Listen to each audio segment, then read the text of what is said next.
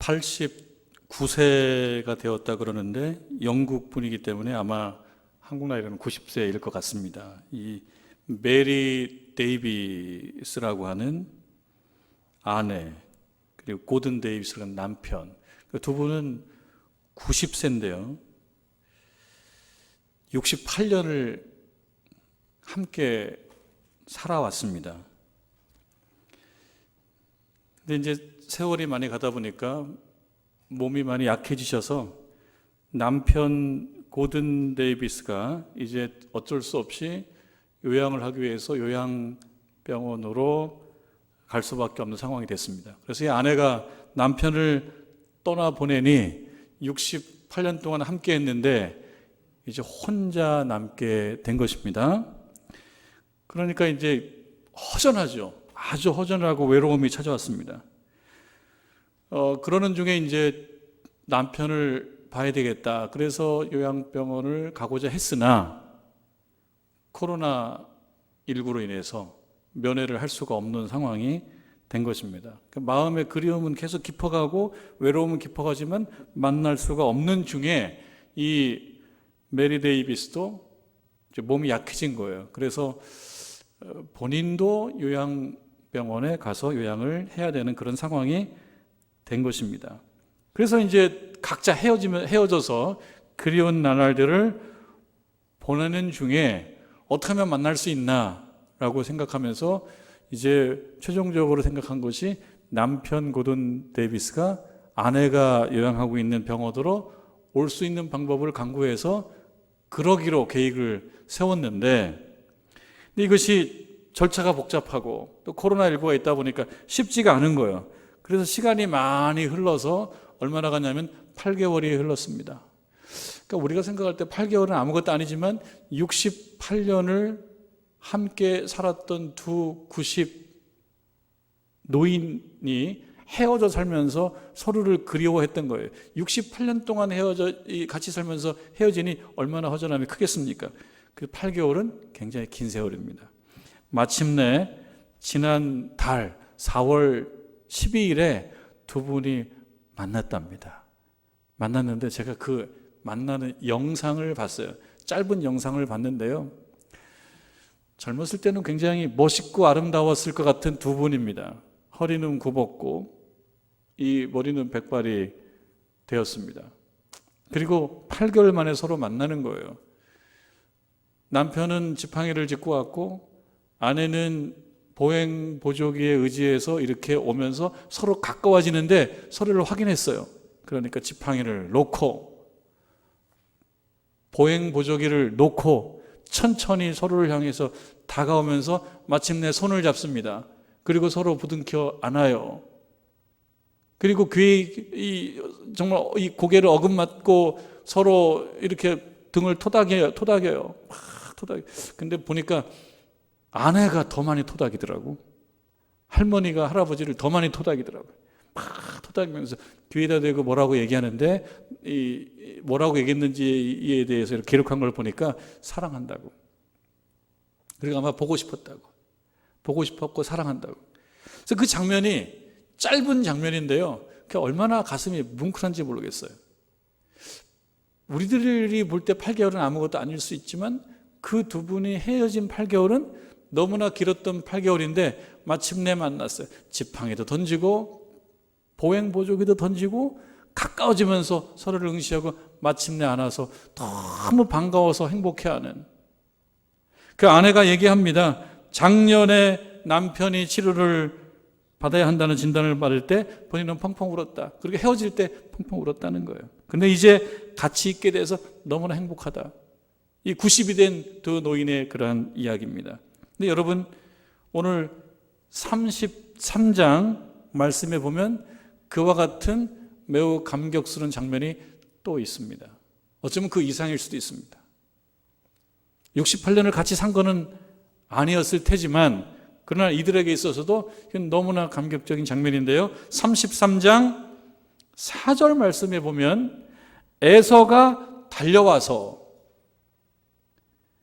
이 데이비스 부부는 천천히 걸어가서 손을 잡았는데 이 형제는 달려와서 그리고 그를 맞이하여 안고 목을 어긋맞추어 그와 입맞추고 그 다음에 서로 울었다. 혼자 운 것도 아니고 서로 울었다. 누구의 얘기냐면은 야곱과 에서와 야곱의 일입니다. 이들이 20년 만에 만난 겁니다.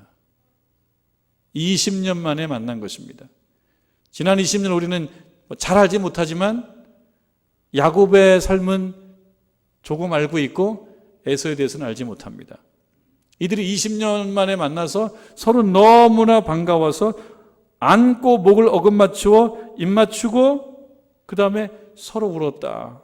그런데 이 장면으로부터 아주 가까운 과거로 갔을 때 이들이 이렇게 반가움의 마음으로 흥분돼 있었을까요? 적어도 야곱은 그렇지 않았습니다. 아주 가까운 과거로 가면 어떤 장면이 여러분 있습니까? 20년 만에 야곱은 고향으로 돌아오는 데 있어서 그 마음에 흥분도 있었지만 가장 마음의 염려와 불안함은 형 에서를 만나야 된다는 것입니다. 왜 그것이 불안하고 힘들었습니까? 20년 전에 도망치듯이 왔어요. 에서의 적개심을 알고 있어요. 에서의 분노를 알고 있어요. 그 형을 만나지 않고서는 가나안으로 갈 수가 없기 때문에 그 두려움에 여러 가지 방법을 썼었죠. 선물을 보내고 그리고 온 가족을 그룹으로 나누어서 한 그룹 두 그룹으로 나누어서 혹시 어떤 일이 생길지 모르니까 만반의 준비를 해오면서 그것도 부족해서 가족들은 먼저 보내고 본인은 강을 넘지 않고 혼자 어느 곳에 남아서 밤을 샜던 그 일을 여러분 기억하시죠? 왜 그랬습니까? 그 마음에 두려움이 있었어요. 불안함이 있었어요. 그리고 밤새 어떤 사람과 씨름했던 이야기를 여러분 알고 계시죠? 그리고 날이 새기까지 씨름하면서 그를 결코 보내지 않았습니다. 나를 놔라 이거사, 나를 놔라. 야곱은 놓지 않았어요. 나에게 축복해 주지 않으면 내가 놓을 수 없다고 그렇게 얘기했죠. 마침내 그 어떤 사람이 나중에 우리가 알기로는 하나님이신 혹은 천사로 우리가 알게 된 그 어떤 사람이 마침내 손을 들죠. 그러면서 네가 이겼다. 네 이름이 뭐냐? 야곱입니다. 너를 앞으로 야곱이라 하지 않겠다. 이스라엘이라고 하겠다. 네가 이겼다. 야곱 속에 담겨져 있는 말은 꼼수, 속임수 이런 거예요. 이런 인생이에요. 자기 욕심 차리고 축복을 위해서 수단과 방법을 가리지 않는 그런 아주 전형적인 성공을 위한 인간의 모습. 그게 야곱입니다. 그런데 그 밤에 어떤 이름을 갖게 됩니까? 너를 이스라엘이라고 하겠다. 이스라엘은 무엇입니까? 하나님께서 함께 하시는 백성. 그 인간의 어떤 욕망과 꼼수와 사기가 아니라 하나님의 기대에 맞춰 살아가야 되는 또 살게 되는 그런 인생 이스라엘로 바뀌었던 일이 바로 그 전에 있었습니다. 여러분 33장 1절을 보십시다. 야곱이 눈을 들어 보니 에서가 400명의 장정을 거느리고 오고 있는지라. 야곱의 눈을 들어서 봅니다. 우리가 상상력을 정말 잘 발동을 해봐야 되는데요. 에서가 400명의 장정을 거느리고 오고 있습니다. 그거를 야곱이 봅니다. 이 400명은 왜 400명을 끌고 오나?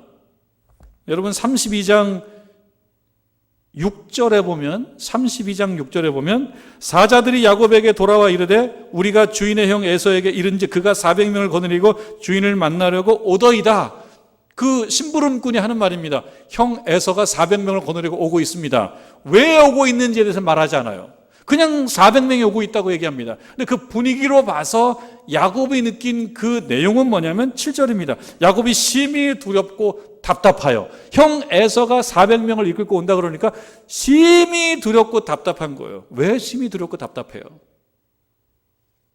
야곱의 마음에 있는 형 에서는 여전히 자기를 향하여 적개심을 가지고 있고 분노를 갖고 있는 그런 존재였습니다. 야곱 마음속에 있는 형은 그런 존재였습니다.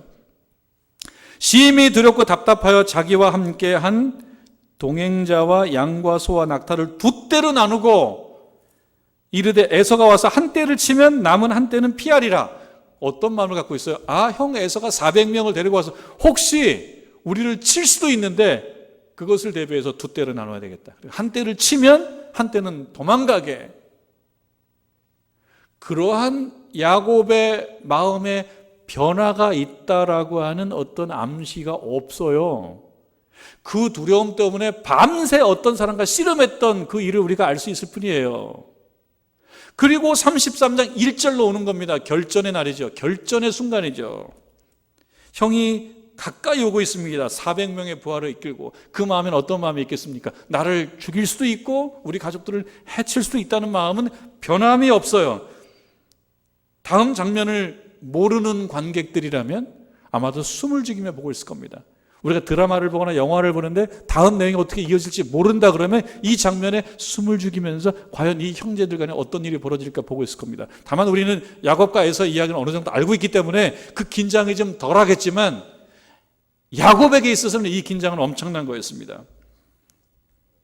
사자들이 와서 정확한 내용을 말해주지 않은 상태, 그리고 야곱의 이해와 판단이 바뀌었다는 어떤 암시도 없는 그런 상황, 자기가 아끼는 아내와 자식을 가장 뒤편에 위치하게 놓았던 그 야곱의 마음. 그렇다면 야곱은 여전히 에서가 무서운 거예요. 두려운 거예요. 거리를 좁혀 다가오는 형을 보면서 두려운 마음이 있고 또 한편으로는 결연한 의지를 가지고 결국 이것을 해낼 수밖에 없는, 결국 겪어내야 되는 그런 상황으로 받아들이는 상황입니다. 이윽고 야곱은 형을 마주 대하게 됩니다. 점점 가까워집니다. 야곱은 형을 향해서 7번 땅에 절을 했다고 나와요. 이거 뭡니까? 형은 나의 왕이시다, 그런 뜻이죠. 나는 당신의 종이고 당신은 나의 주이다, 왕이다, 주인이시다, 이런 표현입니다. 어떤 의미가 있어요? 야곱은 에서가 자기의 주인이다라고 하는 그런 단순한 생각만 갖고 있는 게 아니죠. 예전에 에서를 속여서 그의 축복 권리를 빼앗았죠. 그리고 축복 기도를 가로챘었습니다. 이러한 사실을 원위치로 돌리고 싶은 그런 마음, 그 마음이 야곱의 7번의 그 겸손한 절 속에 나타나가 있습니다.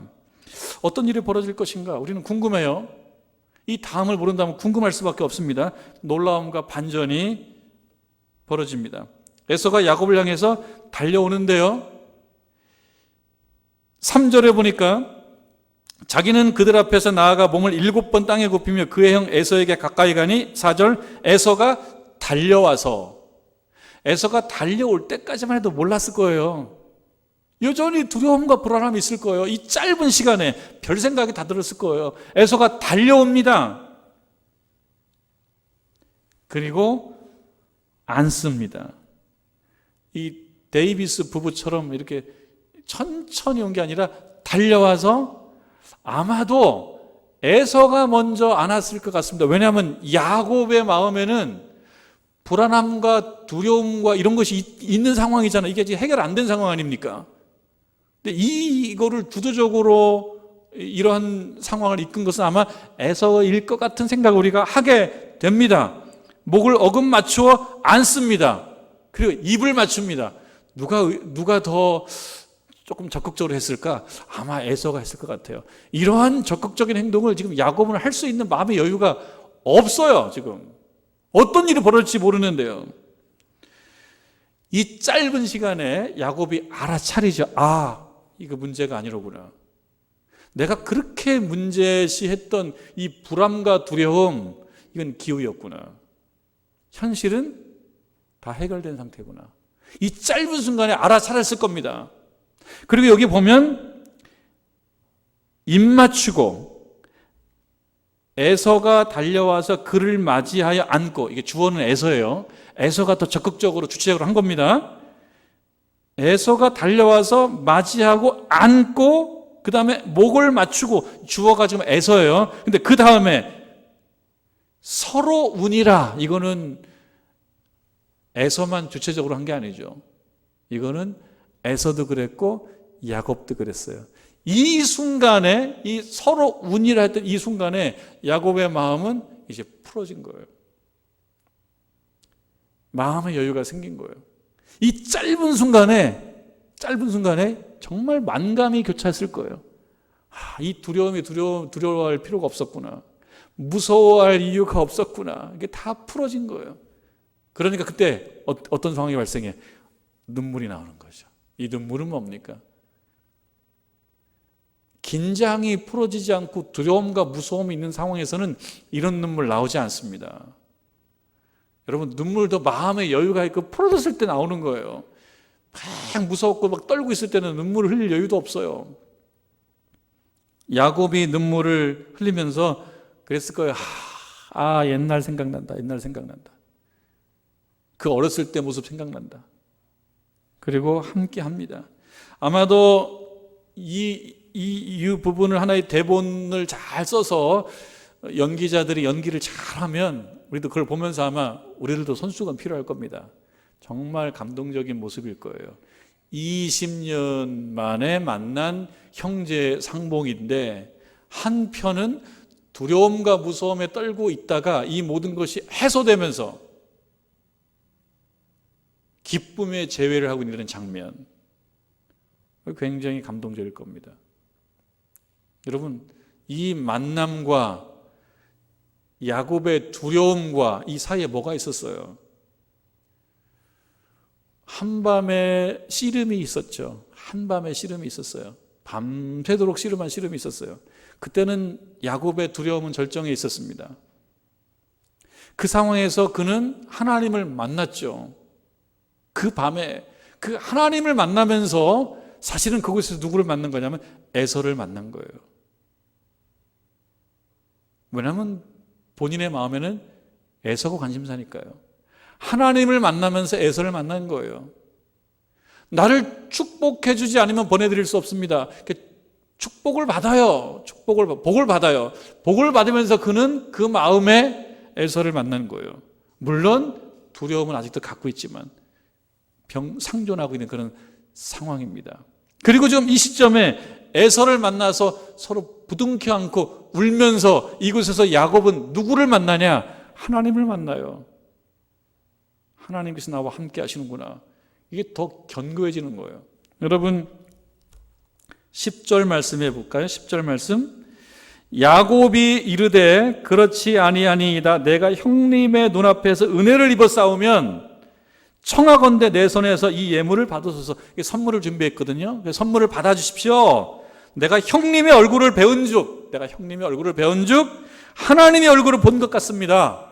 다 풀어지죠. 하나님의 얼굴을 봤다는 건 뭐예요? 마음에 풀어졌다는 거예요. 은혜를 입겠다는 거예요. 용서를 경험하는 거죠. 화해를 경험하는 거죠. 이것이 인생의 참맛인 것입니다. 인간 관계가 해결되지 않음으로 인해서 오는 그 불행함은 여러분들 경험해 보셔서 알겠습니다만 얼마나 불편합니까? 작은 말다툼도 얼마나 불편합니까? 그런데 나를 죽일 수도 있어요. 그래서 살기 위해서 도망가는 이러한 관계의 깨어짐, 여기서 오는 불안과 두려움과 스트레스는 얼마나 크겠습니까? 이 문제가 해결되는 거예요. 이 문제가 어떻게 가능했겠냐? 여러분, 하나님 앞에 나아가면 세상을 보는 눈이 달라질 수가 있습니다. 하나님께 나아가면 사람에 대한 자세가 달라질 수도 있습니다. 내가 달라지기도 하지만 상대가 나의 하나님 앞에 나아감으로 인하여 상대의 마음이 녹아질 수도 있습니다. 그러면 자신감을 가지고 세상을 볼 수가 있습니다. 두려움과 무서움을 떨쳐버릴 수 있으며 상황을 역전시킬 수가 있습니다. 여러분, 불안함과 두려움이 있을 때 여러분들의 분이엘에 가셔서 우리 하나님을 만나시기를 바랍니다. 하나님께서 해결해 주실 것입니다. 그곳에서 하나님과 씨름해야 되는 것입니다. 그냥 보고 흘려가는 것이 아니라 그곳에서 하나님과 씨름해야 되는 것입니다. 불안과 두려움 대신 뭘 갖고 일어설 수 있냐? 용기를 갖고 일어설 수가 있습니다. 하나님께서 함께 하심을 느낄 수가 있습니다. 야곱은 그 사실을 형을 만나는 현장 속에서 느끼고 있습니다. 뭐라고 얘기합니까? 내가 형님 얼굴을 배운 즉 하나님의 얼굴을 본 것 같다. 그는 야복강가에서 밤새 어떤 사람과 씨름하며 그곳에서 미리 형의 얼굴을 본 것이요, 형의 얼굴을 보면서 그는 하나님의 얼굴을 본 것입니다. 두려움이 있었지만 두려움을 극복하고 평안을 경험한 것입니다. 은혜를 경험한 것입니다. 하나님께서 이끌어 주시는 인생은 이런 것입니다. 여러분, 하나님께서 여러분들의 인생을 이렇게 야곱처럼 이끌어 주시기를 주님의 이름으로 축원합니다. 여러분, 에서는요 어떤 인생을 살았는지 알 수가 없어요. 우리가 야곱은 좀 알아요. 야곱은 형을 피해서 외삼촌 라반의 집으로 가고 난 후에 그곳에 정착하죠.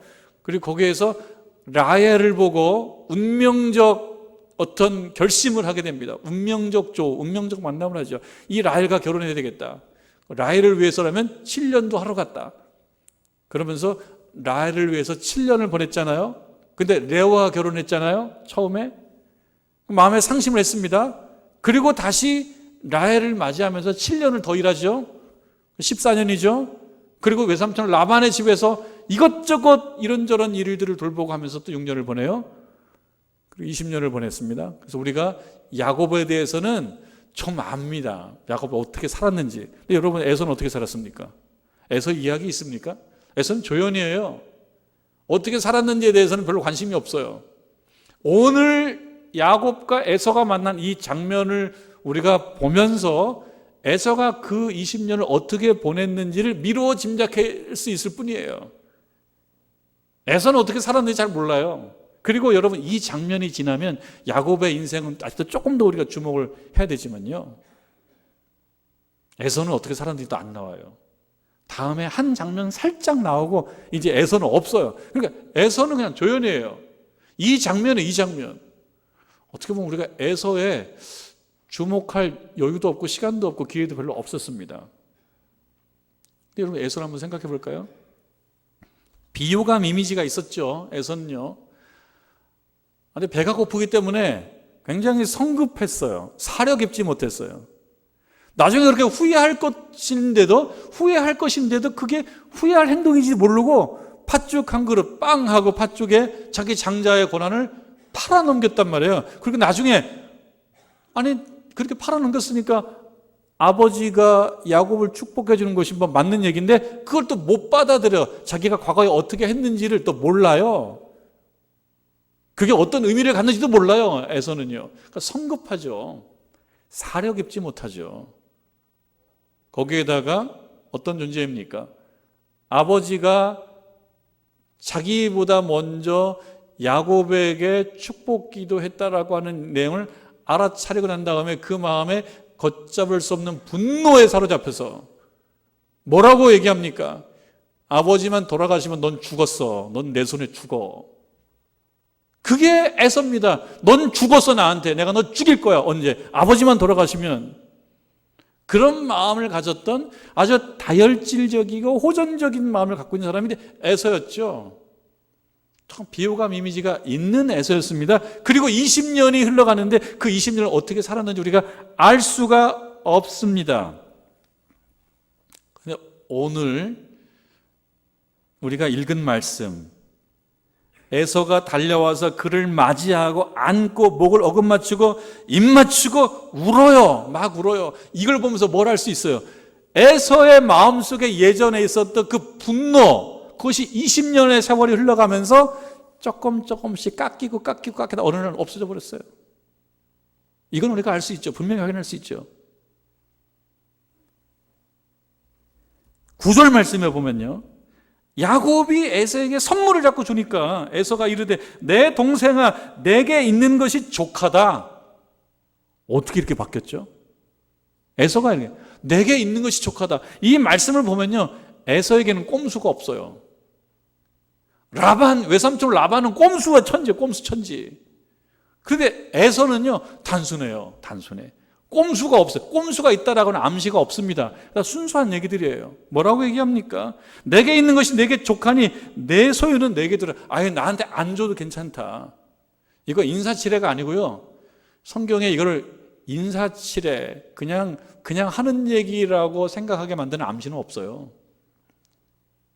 그러니까 에서는요, 그 마음속에 있었던 그 적개심, 분노, 이게 어디 갔나 없어졌어요. 아버지만 돌아가시면 넌 나한테 죽었어. 이렇게 생각했던 그 분노와 적개심, 이거 세지 않습니까? 이 감정은 얼마나 셉니까? 넌 나한테 죽었어. 이 감정 얼마나 셉니까? 이거 세월 지나도 잘 없어지지 않는 감정이거든요. 이게 자꾸 싹이 날 수도 있고, 이게 커질 수도 있거든요. 근데 분명히 알 수 있는 거는요, 20년의 세월이 흘러가는 과정 속에서 이 분노는 깎아져서 어느 날 휙 없어져 버렸어요. 기억력이 없는 거예요? 바보라 그래요? 잊어버렸으니까 기억력이 없는 거예요? 그게 아니에요. 아주 불필요한 감정이기 때문에, 해악을 끼치는 감정이기 때문에, 굳이 있을 필요가 없는 것이기 때문에 없어진 게 좋은 거죠. 여러분, 우리 살면서 잊지 않아야 될 것은 무엇입니까? 은혜인 겁니다. 은혜.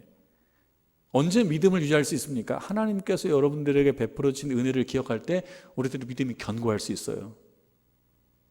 우리가 인생 수십 년을 살아오면서 위기를 거쳐왔는데, 그때마다 그 위기에 빠져서 매몰되지 않고 여기까지 올 수 있었던 그 순간순간에 역사하셨던 하나님의 은혜를 잊지 않으면 믿음은 견고합니다. 그리고 감사할 수 있으면 견고합니다. 여러분, 은혜를 알고 감사하는 사람은 무례하지 않아요. 무례하지 않은 사람은 사람들을 행복하게 만들어줘요. 감동을 줘요. 그런데 감사를 잊어버리고 은혜를 잊어버리면 사람이 무례해집니다. 매력이 없지요. 무례한 사람 여러분 좋습니까? 무례한 사람 불쾌해요. 같이 있으면 기분 나빠요. 무례한 사람. 근데 은혜를 기억하는 사람, 감사를 할 줄 아는 사람, 그 사람은 예의 바르죠. 무례하지 않죠.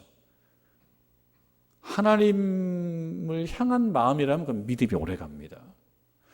여러분, 그런 의미에서 하나님께서 여러분들에게 베풀어 주신 은혜를 잊지 않으시기를 주님의 이름으로 축원합니다. 이건 참 중요한 것입니다. 지난 1년 이상 코로나 이 시국을 우리가 거쳐오면서 그냥 어려웠다고만 생각할 게 아니라 그 과정 통해서도 하나님께서 나를 지켜주셨다? 이렇게 생각한다면 믿음이 흔들리지 않을 거예요. 여러분, 이 어려운 시기를 보내시면서 믿음 흔들리지 않기를 바라고, 하나님에 대한 신이 믿음을 꼭 지켜나가실 수 있기를 바랍니다. 근데 여러분, 잊어버리면 좋을 것들이 있지 않습니까? 그게 뭡니까? 복수심이죠. 복수의 에너지는 강력하죠. 나를 괴롭혀? 나의 것을 뺏어가? 나를 힘들게 해? 내 자존심을 밟어? 나를 무시해? 이 여기서 나오는 복수심과 부정적 감정은 굉장히 에너지가 강합니다. 여기에 물을 주면은 계속 커져요. 물을 주고 거름 주면 이 복수심은 결국은 죽이는 에너지로 나타납니다. 근데 이것은 안 갖고 있는 게 좋죠. 버리는 게 좋죠. 세월이 가면서 복수심과 적개심이 막 커지는 게 아니라 세월이 감과 함께 깎아져서 어떻게 되는 거예요? 둥그러지는 거죠. 그리고 넉넉해지는 겁니다. 그게 얼굴에도 나타나는 겁니다. 그러면 덕스러운 거고, 그러면 좋은 겁니다. 버릴 거는 버리는 것이 좋습니다. 에서가 그랬던 거예요. 우리가 에서에 대해서 이것저것 잘 모르지만 분명히 하나 알 수 있는 것은 20년의 세월이 가면서 그의 동생을 죽이고자 하는 살의 적개심, 분노는 깎아져서 없어졌어요. 그리 보면 에서는 그 20년을 잘 산 거예요. 잘 살은 거예요. 여러분, 우리가 지난 세월을 잘 살았다라고 이야기할 수 있다면 무엇 때문이겠습니까? 분노와 적개심은 깎아지고 은혜에 대한 감사의 마음은 여전하다면 그건 잘 살아온 거예요. 근데 그렇지 않고 분노와 적개심은 절대 잊어버리지 않아. 기억력이 너무 좋아서 절대 안 잊어버려. 근데 은혜와 감사는 이거 뭐 그냥 이런 것들은 그냥 조금씩 던지고, 그렇다면 잘 사는 것이 아닙니다.